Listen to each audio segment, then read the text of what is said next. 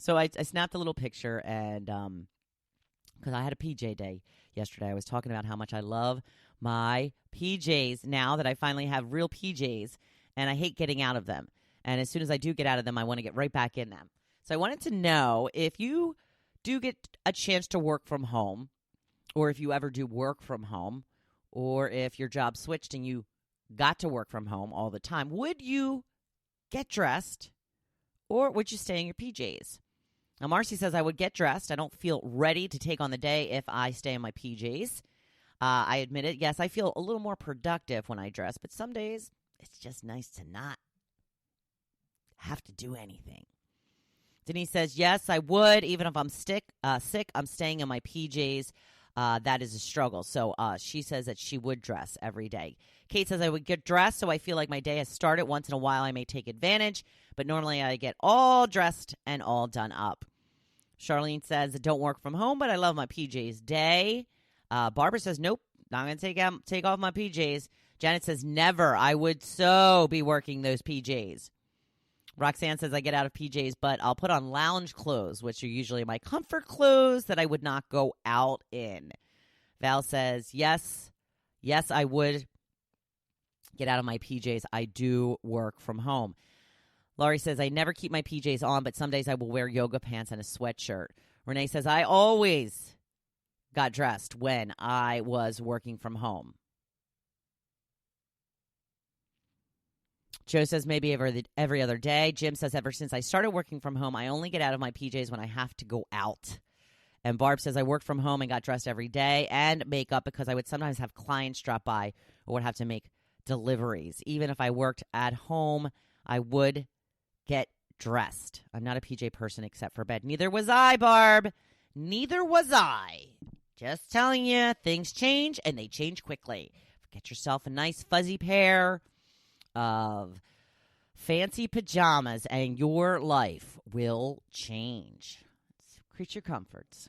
Gotta get you some creature comforts. Today's blog post, I'm talking about dating after divorce. Deciding to date again after a divorce can be one of the most frightening decisions.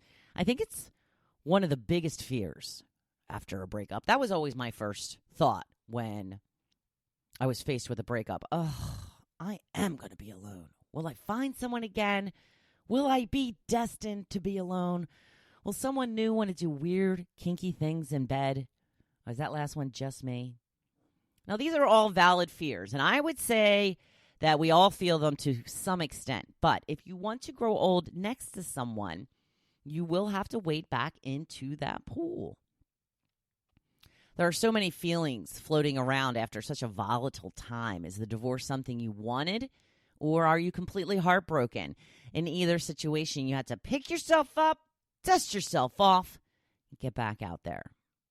The number one thing to keep in mind is just because someone you love stopped loving you doesn't mean you are unlovable.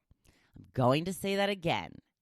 Just because someone stops loving you doesn't mean that you are unlovable. You are worthy and deserving of love, so never, ever forget that. I understand there's a lot of fear with diving back in. What if you end up getting hurt again? What if it turns out exactly the same?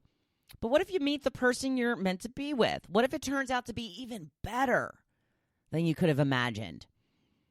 A lot of people throw around the term starting over again, but you aren't where you once were.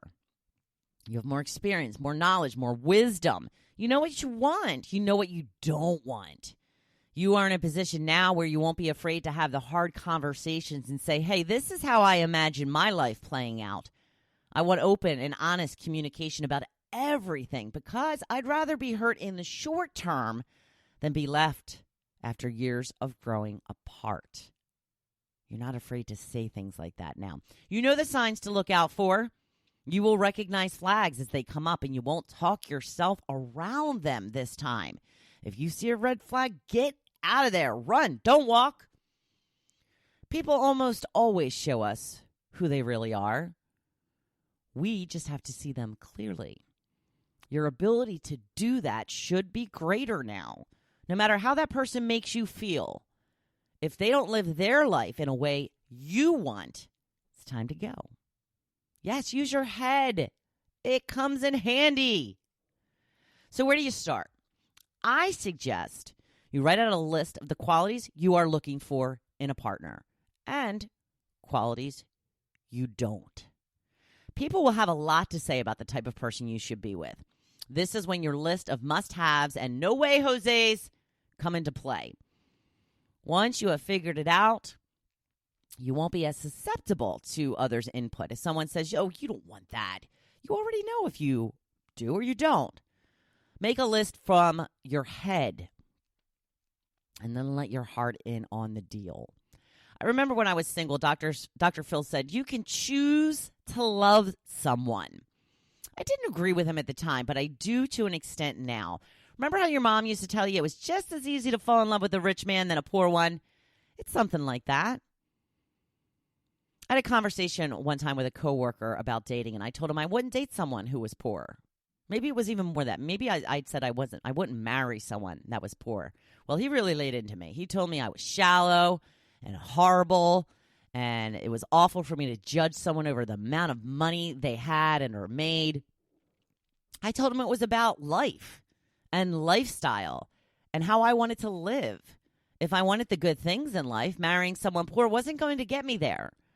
Could I have passed up on the greatest love of my life? Maybe. But if it didn't include the life I saw for myself, would I be happy?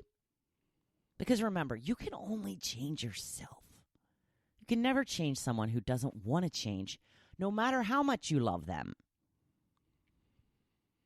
Once you figure out the details, go ahead. Start dating. There has never been a better time to meet potential dates. A lot of the stigma has been cast aside with dating apps. Take advantage of them. I think they're a great thing. You certainly know a lot more about them from their profile than you would if you just met them in a park, at your kid's school, or at a bar. At least you can see their interests and some of their family information. Do they have kids? How old? Are they divorced, widowed, never married? I worked with a guy once who refused to use a dating app.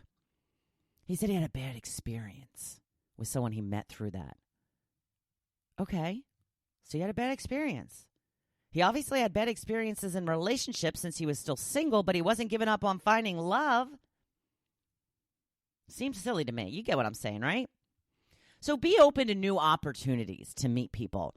Don't make it the most important thing in your life. Be casual. Be breezy.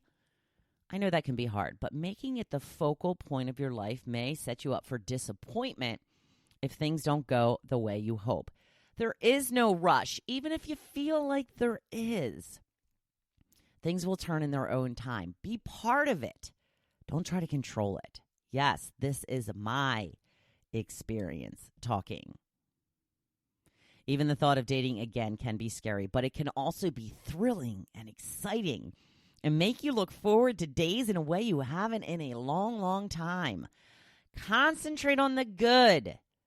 Downplay the scary part. You'll be okay. You will. Get on out there. It's I Wish It Were Cocktail Friday, Thursday.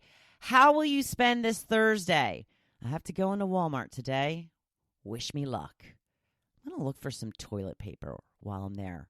Should take bets. Do you think they'll have any?